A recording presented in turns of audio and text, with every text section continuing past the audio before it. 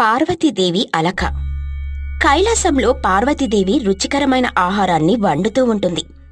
వినాయకుడు మరియు కార్తికేయుడు తల్లి వద్దకు వస్తారు. పార్వతీదేవి తయారు చేస్తూ ఉన్న ఆహార పదార్థాలను చూస్తారు. వారికొక అనుమానం కలుగుతుంది.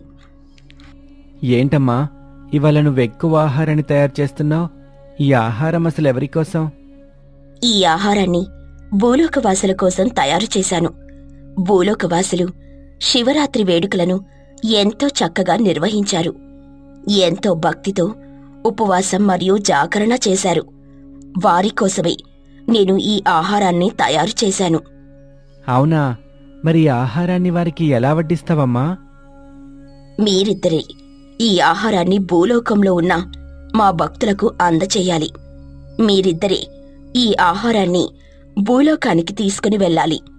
మీ చేతులతో భక్తులకు అందించాలి. తప్పకుండా అందిస్తామమ్మా. ఇప్పుడే మేమిద్దరం కలిసి భూలోకానికి వెళ్తాం. మీ భక్తులందరికీ ఈ ఆహారాన్ని పంచిపెడతాం. మీకు ఒక ముఖ్యమైన విషయం చెప్పాలి. ఈ ఆహారాన్ని పంచే ముందు మీరు మీ రూపాలను మార్చుకోవాలి. ఆ తర్వాత మీరు రాగద్వేషాలను విడిచిపెట్టాలి. ఎవరిని తక్కువ చేసి చూడకూడదు. అప్పుడే ఈ ఆహారాన్ని పంచిన ఫలితం మీకు లభిస్తుంది. అలాగే అమ్మా, మేము ఎలాంటి భేదాలని చూపకుండా వీటిని అందరికీ పంచుతాం. అలా కార్తికేయుడు మరియు వినాయకుడు పార్వతీదేవితో చెబుతారు. పార్వతీదేవి ఎంతో సంతోషించి వారికి ఆమె తయారు చేసిన ఆహారాన్ని అందిస్తుంది. వినాయకుడు మరియు కార్తికేయుల వారు ఆహారాన్ని తీసుకుని భూలోకానికి వెళ్తారు. అన్నయ్య, మీకు గుర్తుంది కదా, మనం మొదట మన అసలు రూపాలని మార్చుకోవాలి. అవును కార్తికేయ, అమ్మ చెప్పిన ఈ ముఖ్యమైన విషయం నాకు బాగా గుర్తుంది. మనం వెంటనే మన రూపాలని మార్చేసుకుందాం. అలా వినాయకుడు మరియు కార్తికేయుల వారు తమ రూపాలను మార్చేసుకుంటారు. అలా వారు సాధారణ బాలకుల్లా మారిపోయి ఒక పెద్ద గుడి వద్దకు వెళ్తారు. చూడండి, మేము చాలా దూరం నుండి వచ్చాం. మా అమ్మగారు ఒక మొక్కుని మొక్కుకున్నారు. వారి మొక్కుని తీర్చటానికి మేమిద్దరం ఇలా వచ్చాం. అవును, మా అమ్మగారి కోరిక నెరవేరింది. ఆ మొక్కు ప్రకారం మా అమ్మ ఈ ఆహారాన్ని వండి పంపారు. మేము ఈ ఆహారాన్ని అందరికీ పంచాలనుకుంటున్నాం. చాలా మంచి పని పిల్లలు. మరికొద్ది క్షణాల్లో ఇక్కడికి చాలామంది ప్రజలు వస్తారు. వారందరూ ఎంతో ఆకలితో ఉంటారు. వారికి ఆహారాన్ని పంచండి. అలా ఆ పూజారి వినాయకుడితో మరియు కార్తికేయునితో చెబుతాడు. అలా మరికొంత సమయం గడుస్తుంది. ప్రజలందరూ గుడి వద్దకు రావడం మొదలు పెడతారు. వినాయకుడు మరియు కార్తికేయుల వారు అందరికీ ఆహారాన్ని వడ్డిస్తూ ఉంటారు. కార్తికేయ, వీరంతా ఎంతో అదృష్టం చేసుకున్నారు. సాక్షాత్తు అన్నపూర్ణాదేవైన మన అమ్మ తయారు చేసిన ఈ వంటను తింటున్నారు. నిజంగా వీళ్ళంతా అదృష్టవంతులే. అవునన్నయ్య, ఏదో జన్మలో ఏదో పుణ్యం చేసుకొనుంటారు. అందుకే ఇంత అదృష్టాన్ని పొందుతున్నారు. అలా వినాయకుడు మరియు కార్తికేయుల వారు తమలో తాము మాట్లాడుకుంటూ ఆహారాన్ని వడ్డిస్తూ ఉంటారు. ఇంతలో అక్కడికి ఒక పిల్లి వస్తుంది. పిల్లి సరాసరి ఆహారం పాత్ర వద్దకు వచ్చి జాలిగా చూస్తూ ఉంటుంది. అరే, ఈ పిల్లి ఇక్కడేం చేస్తుంది? చూస్తూ ఉంటే ఇది చాలా మురిగ్గా ఉంది. ఇక్కడి నుంచి వెళ్ళు. అవునన్నయ్య, వెంటనే ఈ పిల్లిని ఇక్కడి నుంచి తరిమేయ్. అలా వినాయకుడు మరియు కార్తికేయుల వారు ఆ నల్ల పిల్లిని అక్కడి నుండి తరిమేస్తారు. ఆ తర్వాత అందరికీ ఆహారాన్ని వడ్డిస్తారు. ఆహా, ఇంత రుచికరమైన ఆహారం మేము ఎప్పుడూ తినలేదు. మీ అమ్మగారు ఎవరో గాని ఎంతో రుచిగా ఆహారం వండారు. మా ఆకలిని తీర్చారు. మీ అందరికీ చాలా ధన్యవాదాలు. అలా ప్రజలందరూ వినాయకునితో మరియు కార్తికేయునితో చెబుతారు. అలా వినాయకుడు మరియు కార్తికేయుల వారు తిరిగి కైలాసానికి వచ్చేస్తారు. వారు పార్వతీదేవిని చూస్తారు. ఆ సమయంలో పార్వతీదేవి చాలా కోపంగా ఉంటుంది. ఆ విషయాన్ని వినాయకుడు మరియు కార్తికేయుల వారు అస్సలు గమనించరు. అమ్మా, నువ్వు తయారు చేసిన ఆహారం ఎంతో రుచిగా ఉందని భక్తులందరూ చెప్పారు. అంత రుచికరమైన ఆహారాన్ని వారెప్పుడూ తినలేదట. అవునమ్మా, అందరూ ఎంతో అదృష్టం చేసుకున్నారు.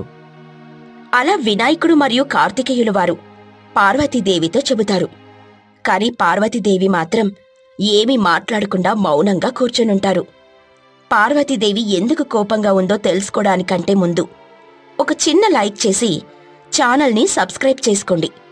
ఇక పార్వతీదేవి అలకకి కారణమేమిటో తెలుసుకుందాం. కార్తికేయ, అమ్మెందుకిలా మౌనంగా కూర్చుని ఉన్నారు? అమ్మ చెప్పిన పనిని మనం పూర్తి చేశాం కదా, అయినా అమ్మెందుకిలా కోపంగా ఉన్నారు? ఏమైందమ్మా, ఎందుకిలా కోపంగా ఉన్నావు? అలా వినాయకుడు మరియు కార్తికేయులు వారు తల్లిని అడుగుతారు. కాని పార్వతీదేవి ఏమీ సమాధానం చెప్పకుండా అక్కడ్నుండి లేచి ఉద్యానవనానికి వెళ్ళిపోతుంది. ఏం జరుగుంటుంది కార్తికేయ? అమ్మెందుకిలా చేస్తున్నారు? పద, మనం ముందు నాన్నగారి వద్దకు వెళ్దాం. అలా వినాయకుడు మరియు కార్తికేయులు వారు మహాశివుని వద్దకు వెళ్తారు.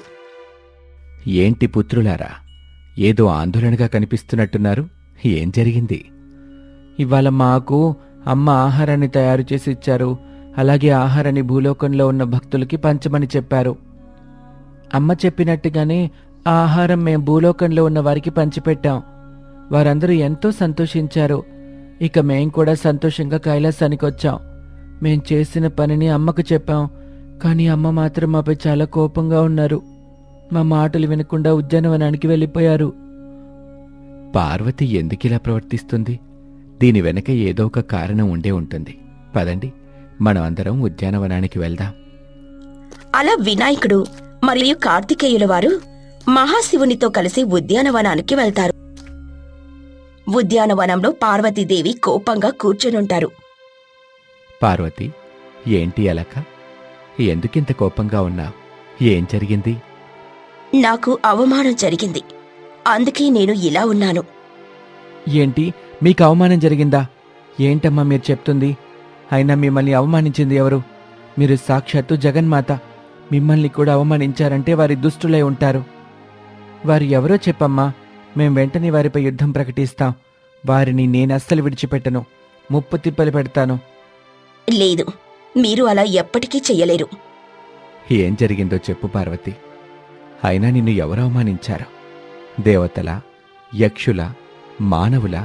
ఈ పనిని ఎవరు చేశారో చెప్పు.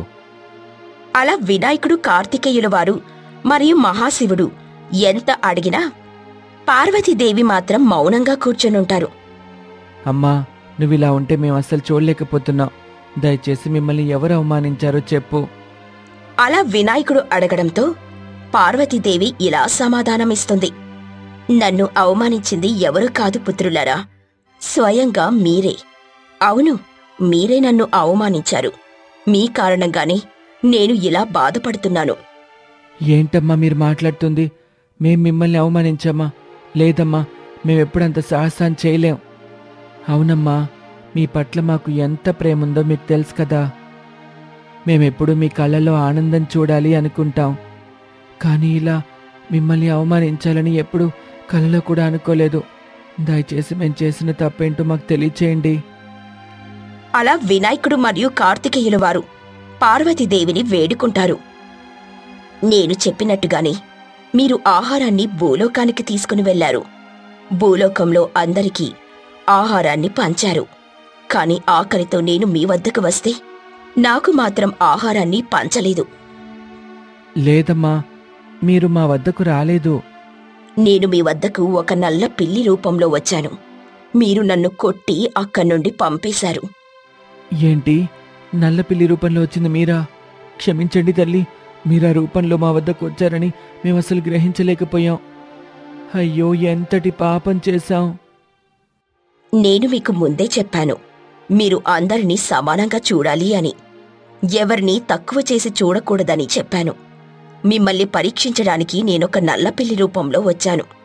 కాని మీరు నన్ను చూసిన వెంటనే అసహ్యించుకున్నారు. నేను అశుభమని భావించారు. అందుకే నన్ను అక్కడ్నుండి తరిమేశారు. ఏ ప్రాణి అశుభం కాదు. ప్రతి ప్రాణిని సృష్టించింది నేనే. ప్రతి ప్రాణి యొక్క సృష్టికి మరియు గతికి కారణం కూడా నేనే. నేను అందరినీ సమానంగా సృష్టించాను. నాకు అందరూ సమానమే. ఒకరు ఎక్కువ కాదు, మరొకరు తక్కువ కాదు. ప్రతి ప్రాణిలోనూ ఉండే ఆత్మని మనం గౌరవించాలి. అలా పార్వతీదేవి చెప్పడంతో వినాయకునికి మరియు కార్తికేయునికి బుద్ధొస్తుంది. మేం తప్పు చేశామమ్మా. ఇకపై ప్రాణులన్నింటినీ సమానంగా చూస్తాం. అవునమ్మా, ఇప్పటినుంచి మేం మీకు ప్రమాణం చేస్తున్నాం. ఎప్పుడూ ప్రాణుల్ని హింసించాం. వాటిని జాగ్రత్తగా చూసుకుంటాం. భూలోకంలో సదానందుడు అనే ఒక మహర్షి ఉండేవాడు. అతను అపారమైన శివభక్తుడు. ఎప్పటికైనా మహాశివుని దర్శనాన్ని పొంది పాదపూజ చేసుకోవాలని కలలు కంటూ ఉండేవాడు. అతనొక ఆశ్రమాన్ని నిర్మించుకొని నిత్యం శివపూజని ఆచరిస్తూ ఉండేవాడు. మరోవైపు కైలాసంలో మహాశివుడు ధ్యానం చేస్తూ ఉంటాడు. పార్వతీదేవి అలాగే వినాయకుడు మరియు కార్తికేయుడు కలిసి తమ తోటలో విహరిస్తూ ఉంటారు. అమ్మా, ఈ తోటలోని పువ్వుల సువాసన ఎంతో బావుంది. ఈ తోటలో నీకు ఎంతో ఇష్టమైన మందార పువ్వులు కూడా ఉన్నాయి. నాన్నగారికి ఇష్టమైన శంకు పుష్పాలు కూడా ఉన్నాయి. అమ్మా, నేను అలాగే అన్నయ్య కలిసి నీకోసం ఒక పువ్వుల మాలని తయారు చేస్తాం. అవునమ్మా, ఈ మందార పూలతోని ఒక మాల చేస్తాం, నీ మెడలో అలంకరిస్తాం. మీ ఇష్టం పుత్రులారా, నాకు కాస్త పనుంది, నేనిప్పుడే వస్తాను. అలా పార్వతీదేవి బయటికి వెళ్ళిపోతుంది. వినాయకుడు మరియు కార్తికేయుడు తోటలో పూసిన మందార పువ్వులను కోసుకుని ఒక బుట్టలోకి వేసుకుంటారు. ఆపై ఆ పువ్వులతో ఒక మాలని అల్లుతూ ఉంటారు. మరోవైపు భూలోకంలో సదానందుడు బాధపడుతూ ఉంటాడు. సదానందుని బాధని చూసిన నారదుడు అతని వద్దకు వెళ్తాడు. నారాయణ నారాయణ, ఏమిటి సదానంద ఇలా బాధపడుతూ ఉన్నావు? ఏంటి విషయం? నారదుల వారు, మీరా? ఏం చెప్పమంటారు స్వామి? ఎన్నో ఏళ్ల నుండి మహాశివుడొచ్చి నాకు దర్శనాన్ని ఇస్తాడని 1000 కన్నులతో ఎదురు చూస్తున్నాను. సంవత్సరాలు గడిచిపోతున్నాయి, కాని మహాశివునికి మాత్రం నాపై కరుణ కలగటం లేదు. నాక రోజు రోజుకి వయసు అయిపోతూ ఉంది. మహాశివుని దర్శనాన్ని పొందక ఈ జన్మ వృధా అయిపోతుందేమోనని భయంగా ఉంది స్వామి. అలా భయపడకు సదానంద, నేను నీకు ఒక కఠినమైన మార్గాన్ని చెబుతాను. దాన్ని గనక ఆచరించావంటే మహాశివుని దర్శనం నీకు తప్పక లభిస్తుంది. స్వామి, ఆ మార్గమేంటో త్వరగా తెలియజేయండి స్వామి. చెప్తాను సదానంద. కామక్రోధ మదమాత్సర్యాలను విడిచిపెట్టి ఓం నమశివాయ అనే నామాన్ని స్మరిస్తూ తపస్సుని ఆచరించు. నీ తపస్సు గనక మహాశివునికి నచ్చితే ఆయన తప్పకుండా నీకు దర్శనాన్నిస్తాడు. అలా నారదుడు సలహా ఇవ్వడంతో సదానందుడు తపస్సు చేయడాన్ని మొదలు పెడతాడు. భక్తి శ్రద్ధలతో ఓం నమ శివాయ అనే మంత్రాన్ని జపిస్తూ తపస్సు చేస్తూ ఉంటాడు. అలా కొంతకాలం గడుస్తుంది. సదానందుడి తపస్సు కాస్త కైలాసంలో ఉన్న మహాశివునికి వినిపిస్తుంది. మీ భక్తుడు ఎన్నో ఏళ్ల నుండి మీకోసం ఎదురుచూస్తూ ఉన్నాడండి. నారదుడి సలహాతో తపస్సుని కూడా మొదలుపెట్టాడు. అతని భక్తిలో ఎలాంటి లోపమూ లేదండి. మరి మీరు అతనికి ఎప్పుడు దర్శనాన్నివ్వబోతున్నారు? నాక్కూడా అతని భక్తి ఎంతగానో నచ్చింది దేవి. ఇప్పుడే వెళ్ళి అతనికి దర్శనాన్నిస్తాను. ఆపై అతను కోరిన కోరికనే తీర్చుతాను. అలా మహాశివుడు కైలాసాన్ని విడిచిపెట్టి భూలోకంలో తపస్సు చేస్తూ ఉన్న సదానందుని వద్దకు వెళ్తాడు.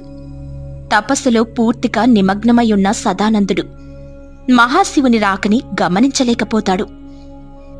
సదానంద, ఓ సదానంద, నీ కోరిక మేరకు నేన్నీకు దర్శనాన్ని ప్రసాదించటానికి వచ్చాను. ఆ కళ్ళు తెరిచి నన్ను చూడు. అలా మహాశివుడు చెప్పడంతో సదానందం కళ్ళు తెరిచి మహాశివుణ్ణి చూస్తాడు.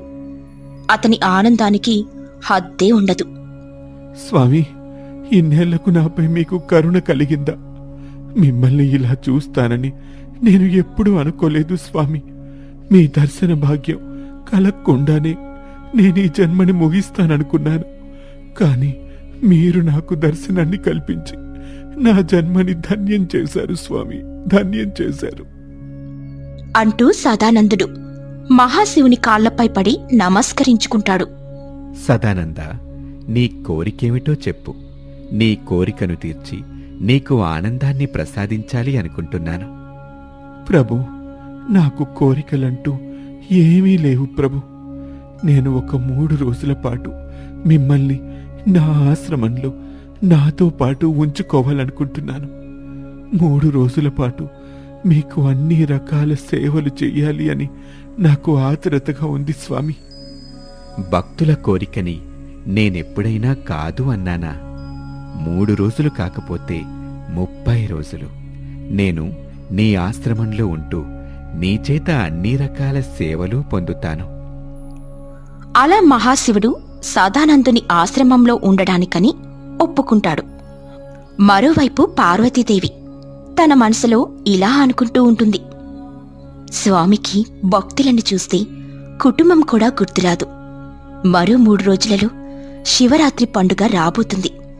కనీసం ఆ సమయానికైనా స్వామివారు కైలాసంలో ఉంటే అంతే చాలు. అలా పార్వతీదేవి శివరాత్రి రోజున స్వామి కైలాసంలో ఉండాలని కోరుకుంటూ ఉంటుంది. మరోవైపు వినాయకుడు మరియు కార్తికేయుడు పార్వతీదేవి వద్దకు వస్తారు. తమ తల్లి బాధగా ఉండడాన్ని గమనిస్తారు. ఏమైందమ్మా, ఎందుకలా బాధపడుతున్నావు? అన్నయ్య, మీరొక విషయాన్ని గమనించారా? నాన్నగారు కైలాసంలో లేరు. బహుశా భక్తుల్ని కరుణించటానికి భూలోకానికి వెళ్ళుంటారు. నాన్నగారిక్కడ లేకపోయేసరికి అమ్మ చాలా బాధపడుతుంది. అలా వినాయకుడు మరియు కార్తికేయుడు కలిసి తమ తల్లిని ఓదారుస్తూ ఉంటారు. మరోవైపు నంది కైలాసంలో తెగ హడావుడి చేస్తూ ఉంటాడు. అటూ ఇటూ తిరుగుతూ కైలాసాన్ని మొత్తం శుభ్రం చేస్తూ ఉంటాడు. అరే నంది, ఏమిటి మీరు ఎందుకిలా హడావుడి చేస్తున్నారు? నా హడావుడికి ఒక కారణం ఉంది వినాయక. ఏమిటా కారణం? మరో 3 రోజుల్లో శివరాత్రి వేడుక రాబోతుంది. శివరాత్రి అనేది నా స్వామికి ఎంతో ప్రీతికరమైన రోజు. ఆ రోజు కోసమే నేను ఏర్పాట్లు చేస్తున్నాను. అరే, 3 రోజుల్లో శివరాత్రి పండుగ రాబోతుంది. కానీ నాన్నగారేమో కైలాసంలో లేరు. ఇప్పుడెలా? కంగారు పడాల్సిన పనిలేదు పుత్రులారా. 3 రోజులలో స్వామి తిరిగి కైలాసానికి వచ్చేస్తారు. ఆయన 3 రోజుల పాటు తన భక్తుని ఆశ్రమంలో సేవలందుకుంటూ ఉన్నారు. సరిగ్గా శివరాత్రి రోజు ఆయన కైలాసంలో ఉంటారు. అయితే నాన్నగారు తిరిగొచ్చేసరికి మనం అన్ని ఏర్పాట్లని పూర్తి చెయ్యాలి. నాన్నగారు మన ఏర్పాట్లను చూసి ఎంతగానో ఆనందించాలి. అయితే అన్నయ్య, మనం అందరం కలిసి శివరాత్రి పండుగ ఏర్పాట్లు చూసుకుందాం. అలా కైలాసంలో ఉన్న వినాయకుడు, కార్తికేయుడు, నంది అందరూ కలిసి శివరాత్రి పండుగకి ముందస్తు ఏర్పాట్లు చేయడం మొదలు పెడతారు. అమ్మా, నాన్నగారికి ఏమంటే ఇష్టం? మీ నాన్నగారికి ఆడంబరమంటే పెద్దగా నచ్చదు. మీ నాన్నగారు ఎప్పుడూ భక్తికి మాత్రమే ప్రాధాన్యత ఇస్తారు. మీరు ఏం చేసినా భక్తితో చెయ్యండి. అలా పార్వతీదేవి చెప్పడంతో కైలాసంలోని వాళ్ళంతా ఏ పని చేసినా భక్తితో చెయ్యాలని నిర్ణయించుకుంటారు. స్వామివారికి శంకుపుష్పాలంటే ఎంతో ఇష్టం. శంకుపుష్పాలు మన తోటలో ఉన్నాయి. అలాగే స్వామికి మల్లెలంటే కూడా ఇష్టం. కానీ మల్లెలు మన తోటలో లేవు. ఇప్పుడేం చేద్దాం కార్తికేయ? అన్నయ్య, మనం ఇప్పుడే భూలోకానికి వెళ్దాం. భూలోకం మొత్తం వెతికి మల్లెల్ని తీసుకొని వద్దాం. అలా వినాయకుడు మరియు కార్తికేయుడు భూలోకానికని వెళ్తారు. అక్కడ వారికి ఒక మల్లె తోట కనిపిస్తుంది. వారు ఆ తోటలోకి ప్రవేశిస్తారు. మల్లె పువ్వులను కోసుకొని ఒక బుట్టలో పెట్టుకుని తిరిగి కైలాసానికి వస్తారు. ఆహా, ఈ మల్లెలు చాలా తాజాగా ఉన్నాయి. వీటిని ఇప్పుడే మాలలుగా అల్లి కైలాసం మొత్తం అలంకరిద్దాం. అలా కైలాసంలోని వాళ్ళంతా ఆ మల్లెలను మాలలుగా అల్లడం మొదలు పెడతారు. అలా వారల్లిన మాలలతో కైలాసం మొత్తాన్ని అలంకరిస్తారు. అలాగే మీ నాన్నగారు కూర్చునే ఆ ఆసనాన్ని కూడా అలంకరించండి. మీ నాన్నగారు ఎక్కువ సమయం ఆ ప్రదేశంలోనే గడుపుతారు. అలా పార్వతీదేవి చెప్పడంతో నంది మరియు ప్రమద కణాలతో కలిసి వినాయకుడు మరియు కార్తికేయుడు మహాశివుడు కూర్చునే ఆసనాన్ని శుభ్రం చేస్తారు. నాన్నగారు అభిషేక ప్రియులు. శివరాత్రి రోజున మనం నాన్నగారికి పవిత్రమైన గంగాజలం అలాగే వివిధ రకాల పదార్థాలతో అభిషేకాన్ని నిర్వహిద్దాం.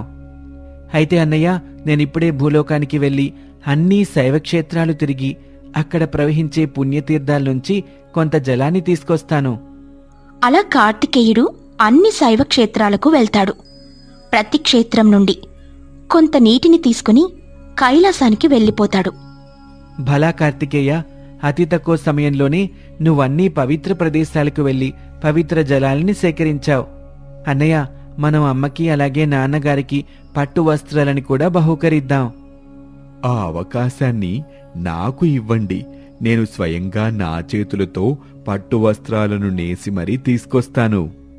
మరోవైపేమో భూలోకంలో శివుడు సదానందుడి ఆశ్రమంలో హాయిగా విశ్రాంతి తీసుకుంటూ ఉంటారు. కైలాసంలో వినాయకుడు మరియు కార్తికేయుడు శివరాత్రి పండుగకి అన్ని ఏర్పాట్లను పూర్తి చేసి తమ తండ్రి కోసం ఎదురు చూస్తూ ఉంటారు.